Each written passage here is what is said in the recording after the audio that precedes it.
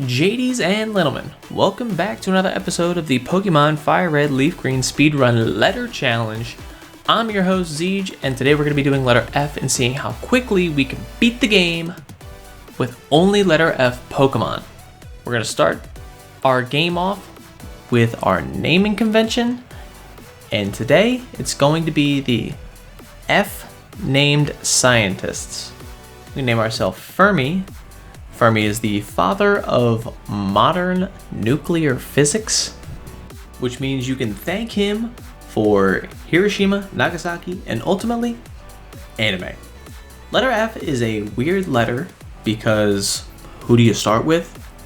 I decided that we're going to start with Flareon because it's a fire type, most similarly related to the Charmander line. Not really because it's already fully evolved, but the other choices were Fearow and Farfetch'd.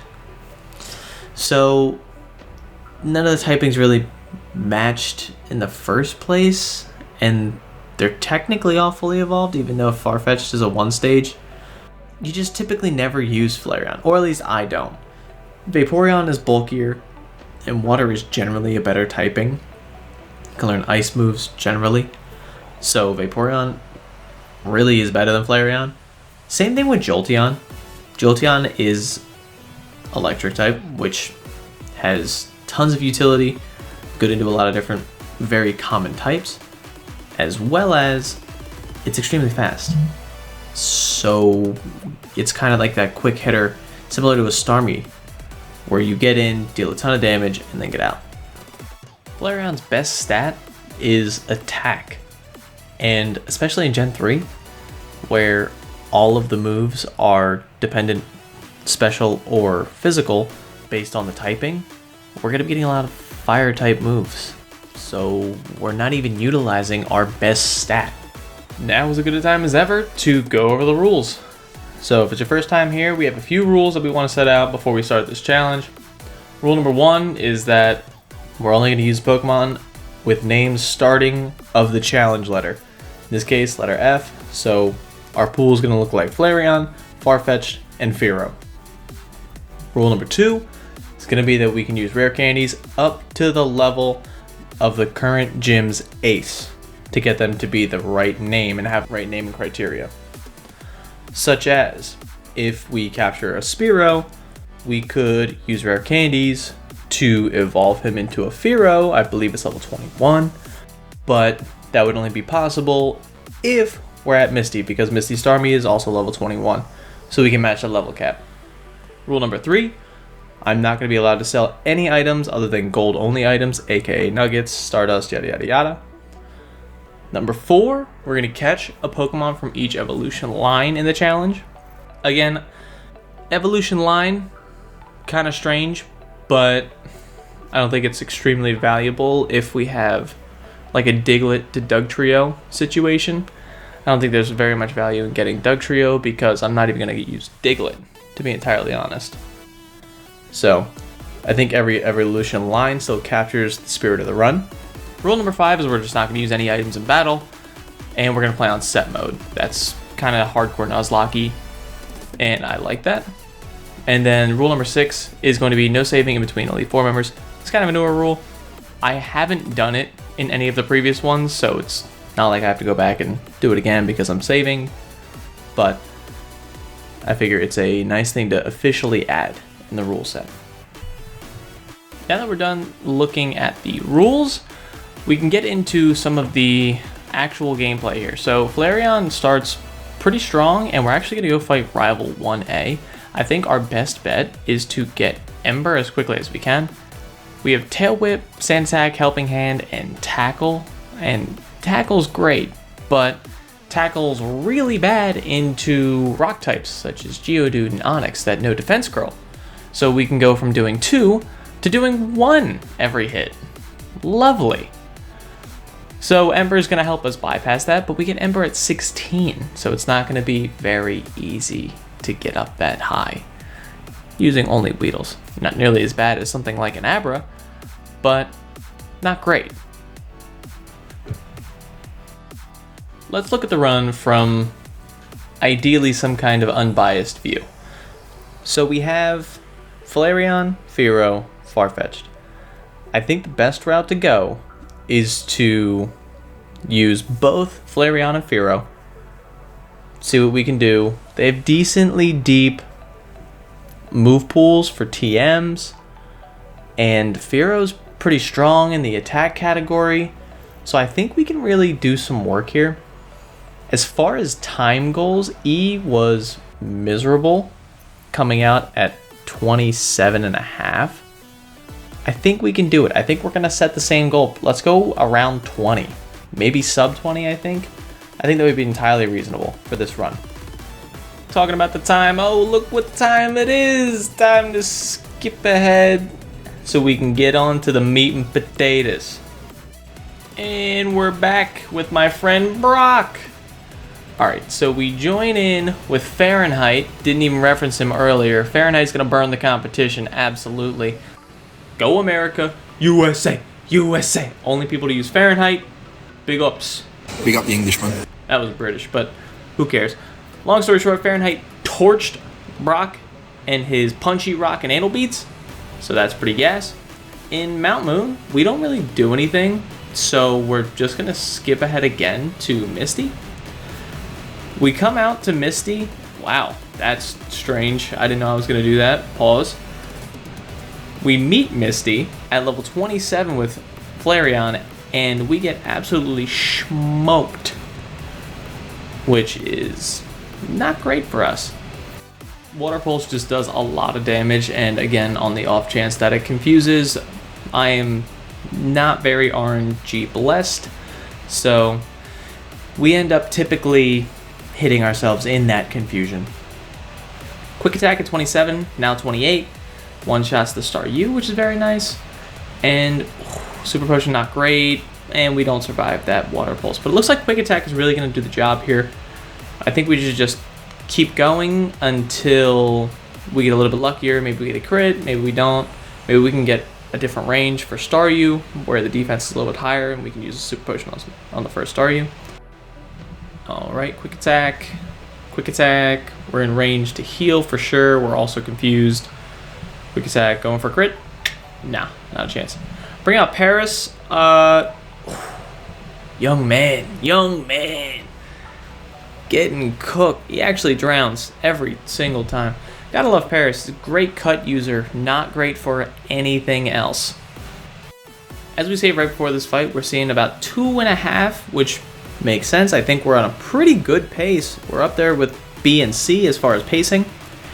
And this time, I'm going to use my big brain, my big degree getting brain, to Quick Attack Ember and then follow it up with a Quick Attack so we're out of the range.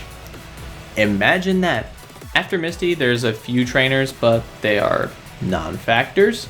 So instead, we go out and show you that we're going to catch Spearow, who's going to be our first friend turned into a Fearow.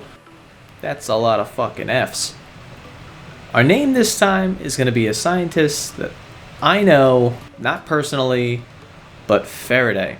So, a lot of people have heard of Faraday cage. Didn't even really know that was a big thing, but I know it's used for not letting frequencies enter things like your car keys and turning your car on to get stolen. So if you know, look into it if you need it. If you're in an area where that could be a concern. I know I used to be, and I just let that shit ride. And I know I didn't get burned, luckily, more than once. But once isn't too bad. As you can see on the screen again, we caught our second Spearow, and it doesn't really matter what we name our second Spearow because we're trading him away for a Farfetch'd, who is going to have a name that we can't really change until late in the game, and not really worth it. So Chiding, you're part of the F team. Now that we have our entire team, it's pretty nice to have the entire team by Gym 3. It's going to save us time in catching, looking, running around. Which leads us up to the Electric Lock puzzle for Surge. As I've stated before, I am a wonderful RNG god, of course. And this time, as you can see, I got it extremely quickly, as I typically do. Yeah, typically it's awful and horrible, and I hate it. because I cannot get anything random chance to go my way. But we end up beating Surge handily around 322, which again is pretty quick pace. We are really starting to pull away. We are a little bit slower than C, but we are about an hour and a half in-game time quicker than B at this point. Which, again, B did circumvent Erica because water on grass or grass on grass, not really great for the psyche, so we just skipped that. But yeah, we definitely are blazing a nice trail here. Erica, obviously not a problem when you have a flying type and a fire type. She's cooked. She's cooked and she's bird food. Give her to the birds. Moving on to Koga, we now know Flamethrower with Fahrenheit. So again, 95 base power, stab. Unfortunately, special attack is not our strongest statistic, but we'll take it. And it's 100% accurate. Stick a fork in her, she's pasta.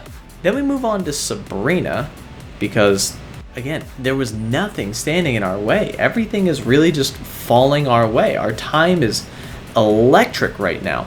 After Sabrina, we're sitting at 9 in-game hours. It is the fastest time of any run so far. So again, no problems. Our coverage is good enough for right now. We move ahead to Blaine. As you can see, we're also introducing Fearow into the majority of the battles anymore, because we're going to have that two-pronged attack coming down the stretch in the Elite Four, so we're going to need it. Fahrenheit just bites them, and it works. Bite might be one of the best moves in the game, hands down. Not very good late game, but that 60 base power can carry you through the early game and mid game with ease. Giovanni being the 8th gym leader is the biggest piece of dog shit I've ever seen. So we're not going to have any issues with him whatsoever. Although the Flamethrower doesn't kill Nidoqueen and we do take an Earthquake, it just doesn't really matter at all, because we're just so much stronger and Giovanni's just so bad. Give the man a Rhydon. Why do we not give him a Rhydon? It's so simple. It doesn't even make anything more challenging. Just give him the Rhydon. I'm going to say it. Giovanni, I liked his lore. I think he has great lore. But him as a trainer just leaves me wanting more. Where did Kangaskhan go? Give me the Kangaskhan. He was great. That bulky boy. Come on. We're now at the Elite Four. And our time is about 11-ish hours in game time. But the real kicker here is, what are we going to do for TMs? Do we need any additional moves? Because I think yes. I'm pretty sure that Steel Wing, if we get into a pretty difficult situation or a sticky situation for Lorelei, Steel is super effective against ice. So I think we could use that to maybe get out of something. But on top of that, it's not the only person we're going to be teaching TMs to. We're going to actually go buy some things. All the best TMs are locked behind the casino. Ice Beam, Flamethrower, Thunderbolt. But we're not going to be using any of those. We're going to be using another one. Shadow Ball. Shadow Ball is going to be my Spanish Inquisition. Coming from the top ropes, completely unexpected. The Elite Four doesn't even know what's going to hit them. They're not ready for it. Ghost type move, Flareon. That's just not, it's not in the playbook, it's not in the rule book. I'm completely bending time, space, everything. The true Brain Blaster. That being said, I think it's really only going to be used for maybe Alakazam, Agatha, Jinx. There's not really too much else you can use it on. I mean, you really can't use it on Bruno at all because he's fighting type, so it's not going to affect them. The effectiveness won't really be good or strong against any of Lance. Not really too much of Lorelei other than, again, Jinx. So, you know, that being said, I still think it's going to be a great play. Unexpected. So, we'll do that. And I'm also going to do something that I never thought I would ever do, which is actually teach somebody outside of a Nuzlocke or a specific weather type team sunny day. Especially not in a challenge like this. But Lorelei has a lot of ice types, but also ice types are water types in this gen. So they're all going to know surf.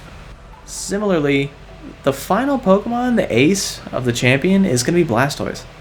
So if I drop a sunny day, I could reduce water type moves by 50%. That's huge. So that's the strat going into Lorelei. And as we step in, we set up our sunny day. They take it down with a hail. So I flamethrower once, and then I end up just using Shadow Ball actually on Dugong. Cloyster, one shot with flamethrower. Absolutely smoked.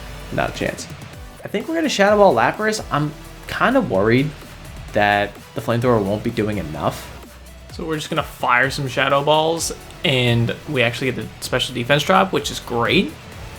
But now we're down to Faraday, and Faraday has Drill Peck, yes, but Lapras is bulky, has a lot of health, and knows ice moves.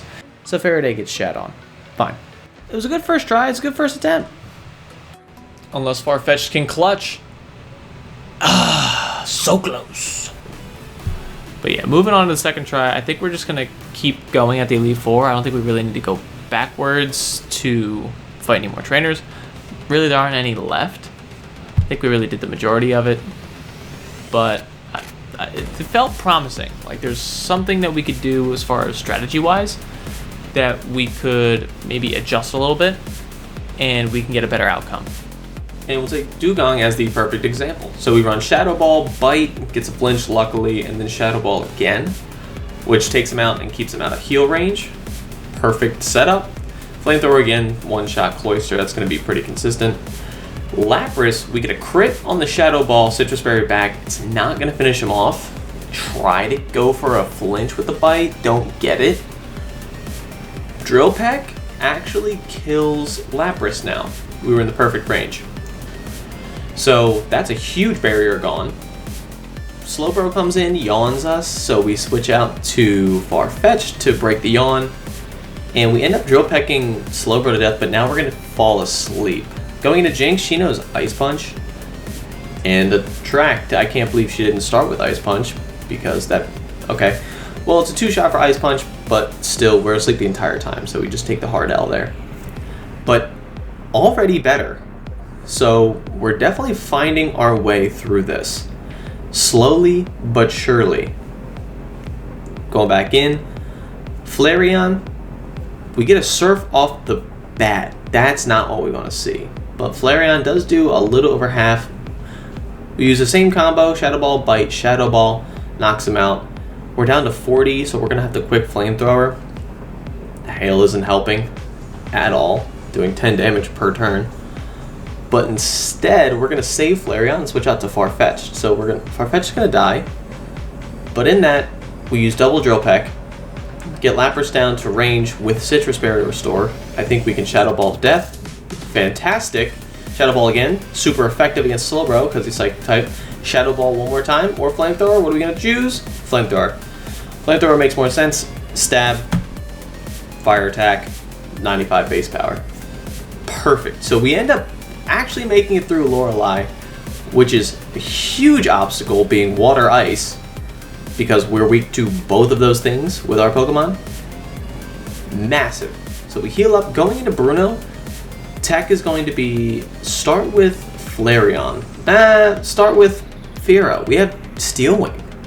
So it should be super effective against Rock. So in an ideal world, we one-shot, but we don't one-shot there. 2-shot, okay. And then Drill Peck, the rest of the fighting types, I can't imagine they stay alive. Oh, they... Okay, Machamp does. Scary Face. Now we're slower. Cross Chop did that much? And Hitmonlee's faster than us? Wow, who would have thought? We have to Flamethrower this. Bite's weak, and Shadow Ball won't affect them. So Flamethrower is our only move. Well, now that we're on Onix, we can use Shadow Ball. Special defense drop is nice, but realistically, just the Flamethrower, I should have just started with that, because I think it would have one-shot. But Bruno, one-shot, we're down. That's a great sign. Unfortunately, we can't really use the Steel Wing tech. It's not quite strong enough. But that'll be for next time if we lose here. So we advance to Agatha. Agatha end up, again, we're just going to Shadow Ball the whole thing and see what we can do. Flamethrower we can use on Golbat because Shadow Ball doesn't one-shot. I think Flamethrower would be a good one for Arbok as well. We still don't one-shot with Flamethrower, so that's kind of a bummer. Shadow Ball back for Gengar. We are not nearly as fast as these Gengars, and honestly, Arbok or Golbat on their team. So that's kind of annoying, but Dropek actually cleans it up pretty nice. So Agatha, just burn right through her. Bruno and Agatha were pretty simple and straightforward. That's a great thing to see, because that'll give us a lot of XP if we keep going and have to do it over and over and over again. Lorelai's still a lottery, but we'll take what we can get. We ended up running a quick check on Flareon's moves. We saw that only some of them are yellow, which means they're about 7. 7's fine. And we end up switching Fearow to the front. I think we want Fearow to take the initial Intimidate drop, but I think we can also do some work with Dropek. Okay, so my initial thought seems to be relatively incorrect. We are not doing nearly any work with Dropek, and he was Hyper Beam to death. Luckily, we avoid that Gyarados heal. I don't know where that was coming from, but we'll take what we can get if we can just keep progressing. Aerodactyl, probably gonna use Ancient Power. I think we're gonna settle with Flamethrower here. He does use Ancient Power, it does half my life. Okay, and an Omni Boost. I think we're gonna chalk this one up, folks. All right, sports fans, this is the end of the season. Yeah, because that's just not gonna work. Unless Farfetch'd get clutch. No, not a chance. All right, so we run back, but there's a lot of XP to be gained in a short amount of time because we can get through Lorelai. We've shown we get through Bruno and Agatha. All right, so I'm gonna skip ahead to Lance again. We run through the entire thing. Our next attempt, we beat Lorelai, Bruno, and Agatha. We use the same exact strategy, so it really didn't need to be anything different. We're just gaining levels and trying Lance again. And wow, our luck is going nuts. We get double crit in a row with Drill Peck to defeat the Gyarados. That's amazing. And we drive Aerodactyl down to the red. I don't think he's gonna heal right now either, so I think we got Aerodactyl in the bag. I'm excited to see what comes out next, because this is gonna be pretty good information. Hyper Beam was not what you wanted to see though. Okay, well, that's okay. We're still in the green, and okay, that does maybe a third. Okay, another third for a Flamethrower. So Shadow Ball, Flamethrower do about the same, although did get a special defense drop from Shadow Ball, so Flamethrower did a little bit more than what we were expecting. Good to take into account, but Dragonite is going to be a tough one. Okay, that is going to be noted. Again, skip ahead through some of the kind of monotonous gameplay of going back and forth at this. We're now at 76 with Fahrenheit, and we are almost one-shotting Dugong, but we're hitting with Shadow Ball to keep him out of range, and then we can finish him with another move because he's low enough at that point. And we're also defeating Lapras by ourselves. Fahrenheit at 76 is damn near running the ones with Lorelai and doing it with relative ease. We switch out for, honestly, just transferring some of the XP because Fearow is a pretty important member of this team, so we just got to keep him alive and ready so he can soak up more XP on the Bruno fight, and also, I mean, play a factor whenever he needs to in any of the other fights.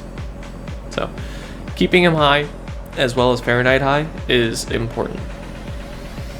So approaching Bruno, we now use Steel Wing again. We want to keep trying it, but it's just not working. It's just not enough, unfortunately. Luckily, Onix can't really do any damage to us, so that's a huge plus. And we're one-shotting all the fighting types at this point. So Fearow just absolutely scraps Bruno like a pile of trash. And that leads us to Agatha. Agatha is going to be essentially an all Flareon fight. Again, Shadow Ball, Flamethrower, really gonna just dice her down every single Pokemon.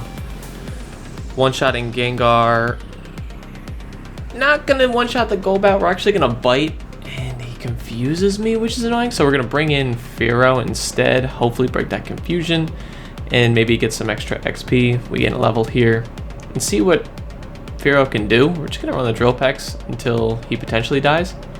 Yeah, he dies on Sludge Bomb. So we can bring in, I misclick and bring in Farfetch'd. What a terrible, awful mistake that was. Luckily that they use a full restore on that turn. Ultimately unpunished. Jungler came through, I was out of position. Didn't even have to burn flash, they blew it. Going into Lance this time, I think we're gonna do something a little different. Now, Gyarados is the first Pokemon in, so this is pretty predictable that we're going to get an attack drop on anybody who comes in first. So since we're going to try and avoid that this time, we're actually going to put Farfetch'd in the front, take the attack drop, and then he's just going to die. So we don't have a switch in to break any confusion or anything like that, but I don't think there's any confusion in this. On the back end, what this means for us is that we can two-shot Gyarados with good range, and we can Steel Wing Aerodactyl, thank God we hit 3 times in a row, to kill him. And Drill Pecks are taken out. Okay, spoke too soon. This one's a little bulkier. Took out one Dragonair, almost took out the second one, and now it's a 1v1 scenario. Special defense drop with Shadow Ball and Dragonite. Citrus Berry up, we don't die from Hyper Beam, he needs a recharge turn, and we drop the last Shadow Ball. Okay, so that went perfect. Could not ask for anything better. Wow, that was perfect. So now we're just going to revive everybody, heal them all up, and let's really start thinking about this champion fight, because this is something that we've never hit before. So I think the tech's going to be a little bird-on-bird action. Normal flying versus normal flying. I think we're just stronger than Pidgeot in every way, so let's see if we can beat him. Crit's definitely going to beat him. Steel Wing on Rhydon after that. Makes sense why Rhydon came in. Steel Wing does less than half. It's not really what we wanted to see, so we'll try it again, but died a Rock Tomb in one shot. So they should full restore on Rhydon now, which means we should get a free shot in. I think we're going to go with Bite to see how much the special attack does, and actually twice to get a potential flinch or use up some full restores, but he dies to a crit, so we'll take it. We use Sunny Day as Blastoise comes in, and we're going to have this battle of Sunny Day, Rain Dance, and in between I'm going to use Shadow Balls and he's going to use Hydro Pumps. So we're losing a lot of life pretty quick, but we end up getting the win against Blastoise. Alakazam comes out, we one-shot with Shadow Ball, clean him up, don't take any of that psychic damage, fantastic. Now the issue is the rain's still up, so we can't really use Flamethrower, so we're going to try and one-shot with Shadow Ball on Executor. Doesn't happen. Both of our moves are super effective, and the rain stops, but we're constantly putting him in healing range, so in this case, we're going to Bite. That one bite puts him outside of healing range, and the second one is able to clean him up. So we're on to Arcanine. Arcanine has extreme speed, so we're going to switch it in and make sure that's what he's using as we let Farfetch'd die. We're down to 1 life, and it's so unfortunate because a second Shadow Ball would have killed. Even though we ran out of people with Shadow Ball, so we'd have to use Bite, but he could have flinched. That extreme speed really is unfortunate. All that said, we still made it to the champ, got down to 1 Pokemon left. I think this is probably going to be the run, this next run. So we run right in. We go Flareon first, as typical. We take Dugong out with the Shadow Balls, Flamethrower Cloyster, 1-2, doing pretty well. And Flareon can probably just run the ones in this case. I don't really see, well, maybe Lapras is gonna demolish us. Okay, this is not good. Switch in Fearow real quick, see what Drill Peck does. Okay, so we're gonna get that kill out of full restore range? No. But we are faster, so we will get the kill eventually. Moving on to Slowbro, we're going to try and Drill Peck again. We'll take the crit, and Drill Peck will probably kill Jinx here. I don't see why not. Bingo. Jinx physically frail, so really Drill Peck is as good as Shadow Ball or Flamethrower in this case, because Fearow is relatively strong. Bruno. What can we say about Bruno? It's essentially 5 up, 5 down. I mean, Steel Wing, almost one-shots Onyx, so, and we get a crit at the last one anyway. Bruno's not even worth spending any time on even discussing. So move on to Agatha. Again, we're going to switch out to Flareon on the front because Shadow Ball is going to just murk him. So we'll see if we can get the one-shots on the Golbat and the Arbok this time. We do bite, and it's so close. I actually leave him one shot with the crit, and we actually end up getting confused and taking some confusion damage. Gets full restored. We switch to Shadow Ball. Takes care of that real quick. Flamethrower finally one-shots Arbok, and then we just go back to Shadow Balls, who one-shot the Ace Gengar and the Haunter. I am still a little iffy about Lance. I mean, we're pretty solid with our strategy at this point in the game, but there are still things that could go wrong at any point. It could be a crit, could be a sneaky golem in the pocket with a paralysis, could be an Omni boost off an ancient power. So there are a few things that could make this entire fight go incorrectly and make us restart, but let's just hope that doesn't happen. So we start with Chiding or Farfetch to drop that Intimidate. Then we switch to Drill Peck on the Gyarados, which is still in perfect range, so we're good with that. Ancient Power up against Aerodactyl. Our Steel Wing doesn't one-shot, leaves him with one every single time. Why can't we get that range? Oh! Fahrenheit gonna need to clean this up. Fahrenheit comes in and he bites Aerodactyl right in the neck, bleeds out on the floor, and he dies. Then we end up biting Dragonite. The reason we bite Dragonite instead of Shadow Ball first is to put him in the right range after Citrus Berry heal. So we bite Shadow Ball, Shadow Ball. We also leave the first Dragonair with one, but we get the range the second time. And then second Dragonair, much bulkier, but we leave with a flinch on the first attack. So sweet Chef's Kiss. And then we end up finishing him on the second bite. So we are in a really nice spot. We have a good amount of PP.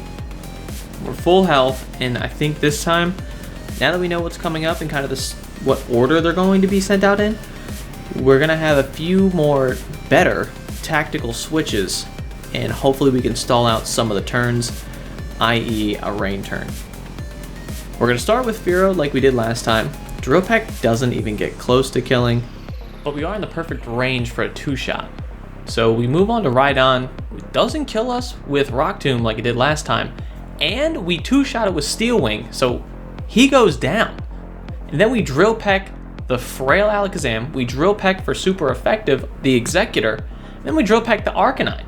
But he takes us out. He's a little bit bulkier, and he's not weak or physically frail to Drill Peck. So MVP status from frickin' Fearow. That's ridiculous to come in and do all that. Man, what a team player. I come in with Farfetch'd next. Kind of feels like a misclick in this case, but we do it anyway, and there's not really a chance for us to switch it out. So we let Farfetch'd die and then move Flareon in. Wow, all these Fs are fucking with me. And as expected, Blastoise now runs Hydro Pump first while we set up the Sun. He switches to Rain and has Citrus Berry boost after our Shadow Ball. So I think the next thing to do is set up Sunny Day again. We're going to have this battle so we don't die from Hydro Pump. And we end up biting him to get him right below 50%. And he ends up going for Hydro Pump in the Sun. So he must have seen a range where he kills me, or at least that's what I think. Either way, photo finish, down to 7 life, last Pokemon left. Fearow MVP last match. Shout out to both Fearow and Flareon. I think they performed great. Which leaves us with the last thing to do, which is rank it. So at 18-10, we're not beating B or C. B and C were great runs. That is definitely A quality, potentially S type material. I think this is going to be our mid-range. We've really only had letters that were really good or horribly bad. So it's really endearing to see some of this middle section finally start getting filled out more than just the letter D. Which means, as you would anticipate, this is going to go in B tier. The run felt good. As you can see on the screen right now, the graph is updated with the letter F. F is in bright blue triangles, and it actually beats out every other letter for badges 5, 6, 7, and 8. But then that Elite Four hump just spikes the time almost every time. The only exception to that was B, where B stayed relatively flat, just right through. And as we continue on this path, we're gonna slowly see some divides, and I think we're kind of understanding where some of these letters are gonna fall for in-game time. Not clear cut, but over 25 in-game hours, probably gonna be D tier. Anything between 25 to 20 will probably be around C. Then you'll get into that maybe 18 to 20-ish range in B. A tier, better than 18 to about 15-ish.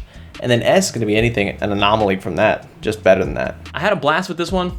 Hope you guys had a good time too. And I think that's going to be it from me. Remember to like, comment, and subscribe. This is Zeej, signing off. Peace.